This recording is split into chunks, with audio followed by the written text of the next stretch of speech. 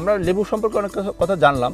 আপনি বলছিলেন যে আপনি 30 টাকা করে চারা বিক্রি করেন, তো সেই চারা আসলে কিভাবে পাওয়া যায় আর কি? এই চারাগুলি লাগানোর 1 মাস বা 1.5 মাস পরই আমি এটাতে লেবু আসা শুরু হইব। এই যে চারা আছে, এই যে কলমের চারা, এই যে কলম, ওই যে কলম, এই যে লেবু। ও আচ্ছা, লেবু সহ লেবু চলে আসে? হ্যাঁ, এই যে চলে আসে। আচ্ছা, যেগুলো সব কলম করা? হ্যাঁ, এই কলম করা, এগুলো কলম করা। ওই যে এটা কাটে দিব, দেওয়ার পরে 1 সপ্তাহ পরে এটা খুলে লাগা দিবেন। এই যে লেবুটা আছে এটা টিকে দেবো। ও আচ্ছা আচ্ছা আচ্ছা, বুঝছেন? ওই 2 মাস বা 6 মাস সময় লাগবে না। এরপর যে নতুন শাকগুলো পালিব সবগুলি মাঝে এইভাবে লেবু আসা করবো। আচ্ছা আচ্ছা, বছরে কয়বার করে কলম দেন আপনি? আমি বছরে একবার দিই। বছরে একবার দিই।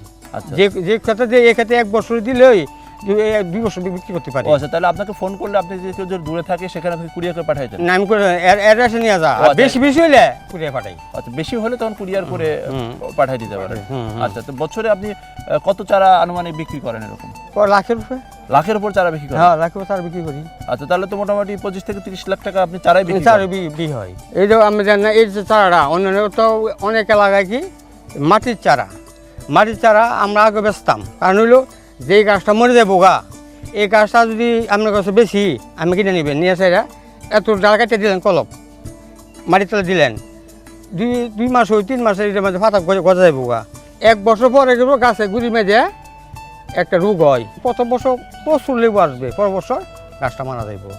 এর লেগে আর এই সারগুলি নিয়ে গাছগুলি নিয়ে এই মাটির মাঝে কলপ করে, মাঝে ব্যাগে করে। আচ্ছা আচ্ছা, ব্যাগে করলে ভালো? হ্যাঁ, ব্যাগে করলে ভালো, কিন্তু সময় নিব 3 বছর। ও আচ্ছা আচ্ছা, ব্যাগে করলে 3 বছর।